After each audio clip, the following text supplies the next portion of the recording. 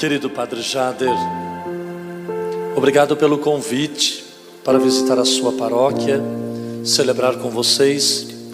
Hoje tu ajudou eu a me santificar ao sair de mim, vir até aqui rezar. Amado povo de Meleiro, alegria em reencontrar vocês, alegria em vê-los, e que bom que a gente ainda tenha a oportunidade de estarmos aqui juntos para nos vermos. A vida não nos impôs nenhum outro limite, mas ela nos permitiu nos olharmos, estarmos pertos. Não sabemos até quando, não sabemos como será daqui para frente, mas hoje a vida nos permitiu isso. Quero, a término do evangelho de hoje, no início dele, quando Jesus diz para aqueles homens: se vocês não forem como uma criança, vocês não conseguirão entrar no reino dos céus. Vocês não vão chegar ao céu. A criança, na Bíblia, para o povo judaico, era o símbolo, com muita veemência, da fragilidade, da debilidade. A criança, por não ter um posicionamento, um pensamento lógico, a criança era desvalorizada no bom sentido da palavra. Ela não tinha voz, ela não tinha vez. Criança não davam bola para o que ela falava, não davam bola para o que ela dizia. Então, Jesus faz a contradição acontecer no meio daqueles homens que se achavam tão entendidos, tão doutos em tudo. Ele olha para aqueles homens e diz: se vocês não forem como uma criança, vocês não vão alcançar o céu. Porque ao mesmo tempo que a criança é frágil, é débil, a criança também é honesta, ela é sincera, ela não esconde a verdade. E não poucas vezes na tua vida de pai e de mãe, talvez tu foi fazer uma mentira para um adulto na tua frente, e a criança levantou e disse: mãe, é mentira, não é assim, não é desse jeito, está mentindo, não foi assim que falou, não.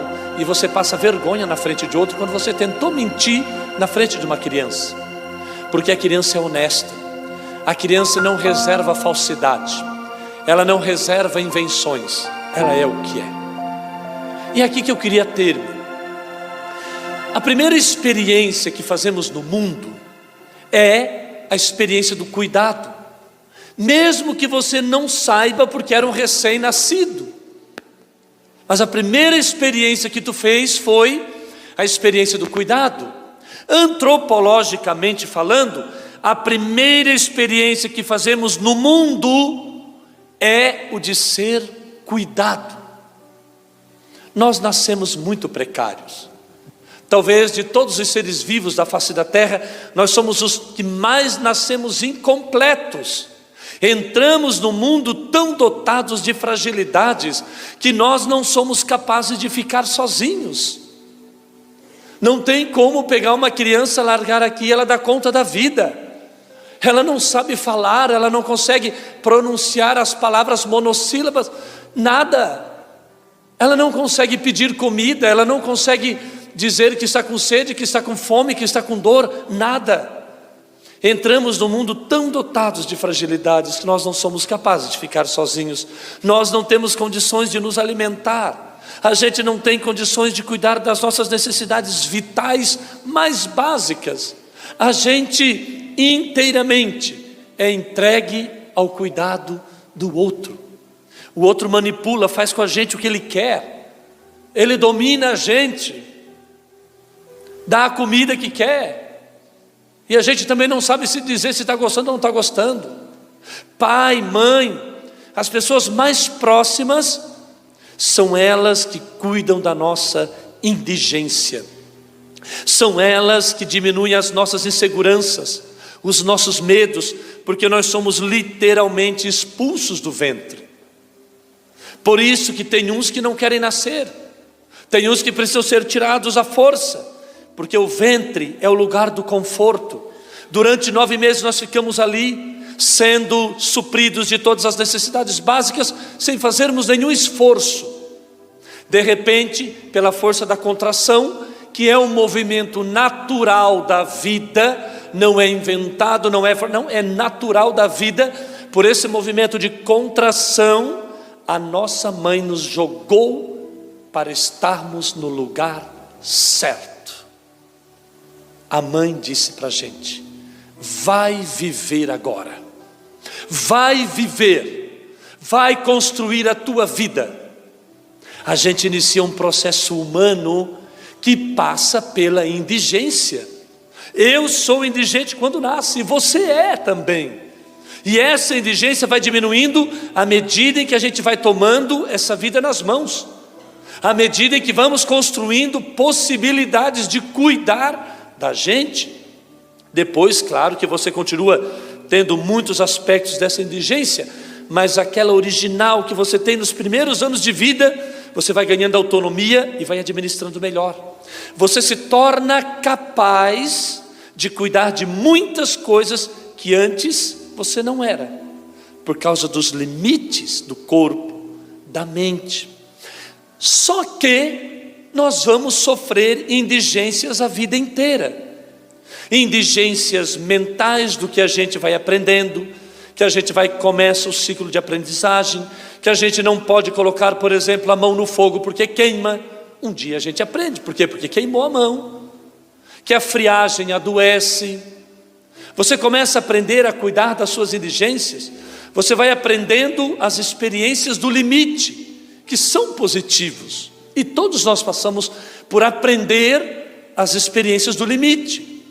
E o conceito de limite é absolutamente positivo à pessoa humana, na vida humana, porque ele nos apresenta também o contexto das possibilidades. Quando eu descubro que eu não posso, eu descubro que esse não poder está a favor da minha sobrevivência. O limite é importante, porque pensa, quando eu descobri que não posso, eu percebo que esse não poder é em favor da minha sobrevivência sobre a face da terra. Eu não posso colocar a minha mão no fogo porque eu vou me queimar, que é uma forma de proteger o limite da minha pele. Minha pele tem limite. Eu começo a ser capaz de administrar os meus limites. É interessante, porque quando nós começamos a aprender a lidar com o nosso limite, nós exercemos o cuidado. Tu só exerce o cuidado quando tu tem que lidar com o teu limite. Senão tu te expõe, tu vai, tu te joga, tu faz rebaldaria, tu não está nem aí. Porque eu não sei que o sol me machuca, ou machuca a minha pele, eu saio sem protetor. Mas a partir do momento em que eu aprendi e percebi o limite que me machucou naquele sol, eu começo a me proteger antes de me expor ao sol. Então, a primeira mensagem que o cristianismo quer anunciar para todos nós, para todas as pessoas, é aquilo que está no evangelho de hoje. É o amor de Deus, é o querigma, o primeiro anúncio que nós fazemos, é a boa nova. Deus ama você. É para tirar o coração da ignorância, para você saber que não está sozinho. Deus ama você. E isso tira o coração da gente da ignorância, tira o coração da gente das incompreensões. Deus ama. O primeiro princípio da religião que está no evangelho de hoje é este: ensinar que Deus cuida da gente, que nesta experiência de sermos quem somos, de sofrer das indigências que a gente sofre, alguém está cuidando de nós. Descobrir o cuidado de Deus em nossa vida é também descobrir de que maneira eu preciso viver para que este cuidado esteja presente na minha vida. Eu me surpreendo que este amor de Deus me ama o tempo todo, mesmo quando eu sei que eu não mereço. Deus continua me amando, mesmo quando eu não mereço. Deus continua me cuidando, mesmo quando eu não mereço. Mas quando eu descubro que sou amado por Deus, eu começo a ver as coisas de forma diferente. Aí nós entramos na religião positiva. Positiva, porque ao invés de Ele propor para mim o inferno, Deus sempre cuida de mim para me propor o céu. Isto é religião positiva. Ele me propõe o céu. Eu tenho que querer o céu e pronto. Ao querer o céu, automaticamente eu já renuncio o inferno. Claro que às vezes nos ensinaram o inferno porque a gente tinha medo dele e queria o céu. Mas no avesso do medo está o valor. É muito melhor a gente compreender o valor e no avesso dar valor à punição. Para que eu possa, ao descobrir que Deus me ama, que Deus cuida de mim de forma positiva, esteja aprendendo um valor que começa a nortear as minhas atitudes, para que eu possa responder a este amor de maneira equilibrada, afetivamente, racionalmente, e poder fazer da minha vida uma experiência de correspondência a este cuidado.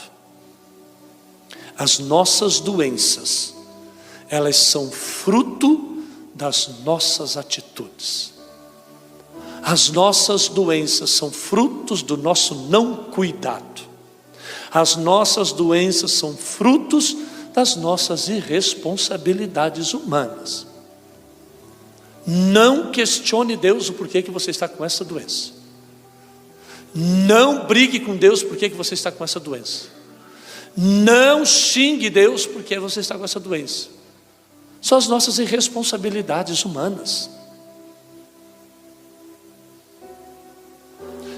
Eu fumei a vida inteira e peço que Deus não me dê câncer. Como que eu vou ser negligente e pedir um pedido deste? Eu bebo a vida inteira e peço para não ter cirrose. Como que eu vou fazer um pedido desse para Deus? Eu não me cuidei a vida inteira, não fui no médico, não fui a nada. Agora eu estou com uma doença que tomou conta de mim. Como é que eu vou brigar com Deus? Porque agora que eu descobri isso. O nosso problema humano é que a gente quer jogar responsabilidades para Deus que não é de Deus. Uma pessoa atropelou um jovem na Bahia e no depoimento ela foi dizer que ela atropelou porque estava endemoninhada. Ela estava endemoninhada pela ignorância dela. No BO ela estava bêbada. E naquela cachaça, não há problema nenhum a gente dizer que o demônio é a cachaça. Não foi o demônio que tomou conta dela. Foi a falta de responsabilidade nela que fez ela tomar demais e atropelar uma pessoa e matar. Então é muito fácil a gente jogar para o absoluto, para o transcendente, aquilo que é uma responsabilidade nossa. Tudo que acontece de mal nesta terra está ligado às nossas deliberações humanas. Tudo que acontece de mal neste mundo está ligado às nossas decisões. E está ligada à nossa atitude de dizer, vai e faz. Toda vez que nós fazemos a experiência do amor de Deus em nossa vida, é natural que a gente queira contar para o outro. Por que não dividir o que me faz bem? Você sabe que é isso que me faz estar aqui. Eu sei o tanto que Deus altera em minha vida. Eu sei o tanto que foi diferente para a minha história desde o momento em que nele eu confiei. Que nele eu pautei a minha palavra, a minha conduta, os meus valores, que nele eu comecei a viver e incorporei para mim o que era uma consonância direta com aquilo que me pedia da minha vida, dos meus limites, das minhas possibilidades. Responder ao amor que me ama com as minhas atitudes, com o meu jeito de ser, com a minha missão, com o meu trabalho, com a minha solidariedade. A tua vida se tornou muito melhor depois do dia que você decidiu procurar o caminho de Deus. Eu tenho certeza que a vida dessa cidade tem se tornado muito melhor a partir do momento que vocês estão em campanhas e orações. Muita coisa deixou de acontecer de ruim nessa cidade. Muita coisa deixou de acontecer de triste nessa cidade. Muitas coisas não estão acontecendo erradas porque tem alguém dobrando os joelhos para se levantar de joelhos nesse chão. É o mesmo que hoje você é convidado a viver. Saber que Deus ama vai me render frutos a vida inteira. A pessoa que se sente amada por Deus, ela começa a viver a vida de forma diferente. Pensa antes de escolher o que destrói. Eu penso antes de escolher algo que eu sei que vai me destruir, porque eu me sinto amado. Eu me sinto amado. Criatura que se sente amada não vai renunciar ao paraíso. Por que Eva e Adão resolveram abandonar o território que tinham estabelecido para o encontro com Deus? Porque acharam que Deus não estava amando o suficiente. E porque achavam que Deus não estava amando o suficiente, acharam que Deus estava ocultando o melhor deles. Aí saem a procurar. Acham que a árvore do paraíso que estava fora era melhor e saíram para experimentar, isto é, abandonar o que tem, que é uma certeza, sair à busca da incerteza, que é uma ilusão. Desconsidera que o amor é aquela concretude do que está sendo oferecido. E muitas vezes abandonamos o território do amor e nos perdemos no território das nossas ilusões. Povo querido, povo amado, cuidado com as ilusões que você cria na cabeça. Cuidado com as ilusões que você carrega dentro de você. Olha, se eu posso te dizer isso, são 18 anos que eu sou padre. O senhor está com 1 ano, 2 anos de padre. Não pense vocês que é fácil levar a vida de um padre. Não pense vocês que é fácil todo dia dizer sim. Então não pense vocês que casal também não tem perrengue. Não pense vocês que às vezes é dar uma facãozada, acabar com tudo e deu. Não sejamos desonestos com a gente. Tem muita gente vivendo o território das ilusões. Acha que só a vida do outro é boa, que só a vida do outro é fácil, que só a vida do outro tem tudo fácil, que só a vida do outro dá tudo certo, que a minha dá tudo errado, eu nunca vou para frente, eu não saio do lugar. Não. De todos aqui dentro, a vida não é fácil para ninguém. De todos aqui dentro, cada um carrega as suas dores na alma. Por isso que quando eu te olho aqui na frente, eu não olho só tu. Eu olho uma multidão que te habita. Eu olho uma multidão que tu carrega dentro de ti. De pessoas que passaram pela tua vida que foram boas e te fizeram melhor, mas de pessoas que passaram pela tua vida que foram ruins e te tornaram uma tragédia. E você teve que dar conta de tudo isso, juntar esses cacos todos, estar aqui nessa missa hoje à noite. Nós somos o resultado das pessoas que passaram por nós. Nós somos o resultado de pessoas que estiveram conosco. Nós somos o resultado de uma vida que nem sempre foi do jeito que a gente pediu e queria. E a gente teve que digerir tudo e resolver. Em muitos momentos, talvez o mais decisivo, o mais definitivo, nosso processo de autodestruição do meu e do seu, foi justamente o momento em que você não estava acreditando que Deus te amava, apesar do que tu carregava dentro de ti. Essa linguagem religiosa precisa se desdobrar no meu dia a dia. E isso não é apenas uma frase de efeito para a gente usar nas pregações de missa. O amor de Deus por mim, por você, precisa ser uma realidade concreta. E amar e ser amado é querer o bem do outro, não é outra coisa. Quer saber se alguém lhe ama?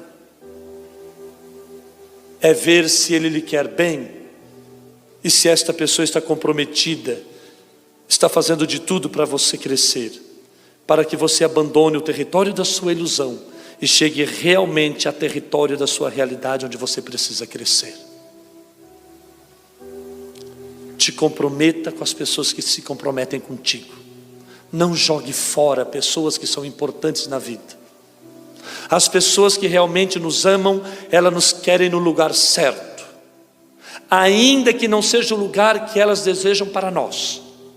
O amor é aquela possibilidade de sempre ir, porque vai ter sempre a possibilidade de retornar. Quem nos ama quer nos ver no lugar certo nesta terra, no lugar certo. Semana passada, Uma pessoa me perguntava assim, no atendimento: padre, eu não me achei no mundo, eu ainda não me achei na terra. Aí eu olhei, sim, tu não te achou. Tu estás pisando num solo que não é teu. Tu está num lugar que não é o teu. E a alma da gente acusa quando a gente não está no lugar que é da gente. Queres saber se o lugar que tu habitas hoje é teu? Queres saber se o casamento que tu vive hoje é teu? Queres saber se a pessoa que você encontrou é a sua de verdade?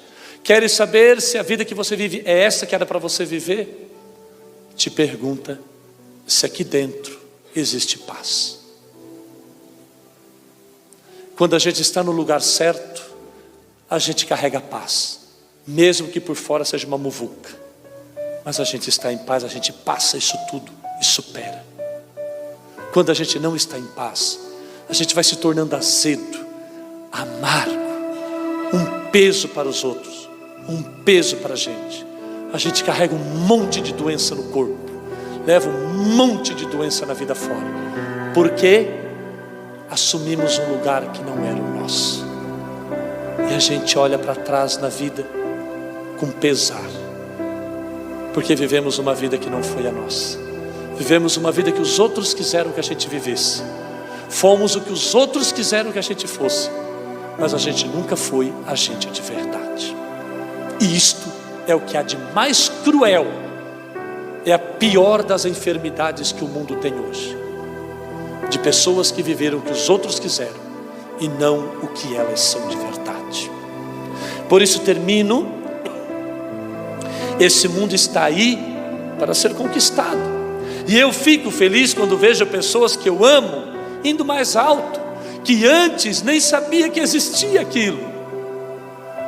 Quando eu digo que Deus me ama, eu estou vendo possibilidades.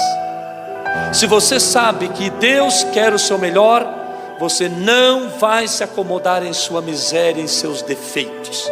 Você vai querer ir além. Deus te ama muito. Então acredito que Deus quer que eu alcance o melhor lugar. Deus quer que você vá.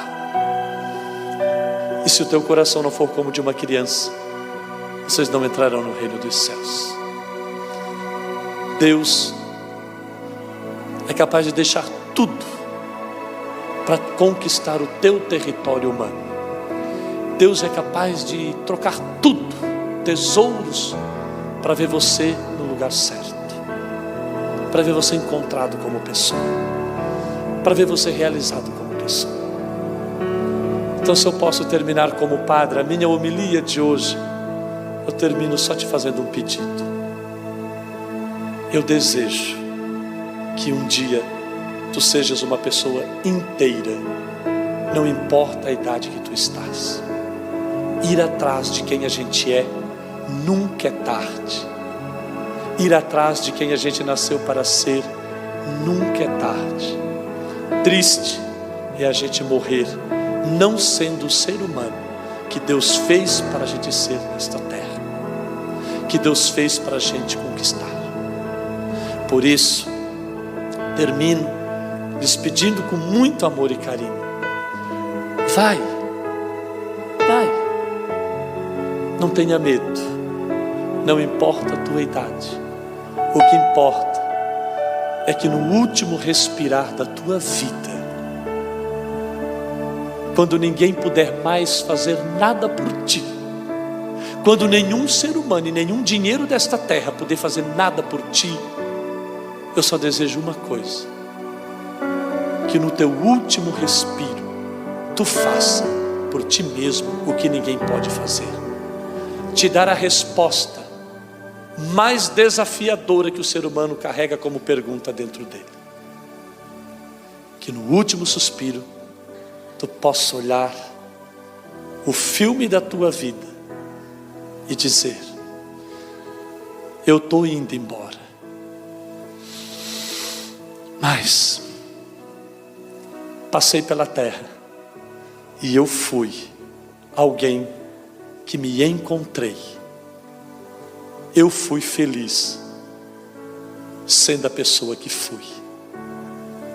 Eu quero ter alegria no último suspiro da minha vida, respirar e poder gritar para o céu antes de morrer: Deus, eu fui o Antônio feliz que habitou nesta terra.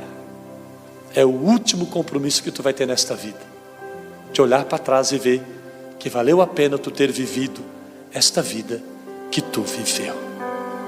Corre atrás, ainda dá tempo. Amém. E ainda se vier noites traiçoeiras, se a cruz pesada for, Cristo estará contigo. O mundo pode até fazer você chorar, mas Deus te quer sorrindo. Ainda se vier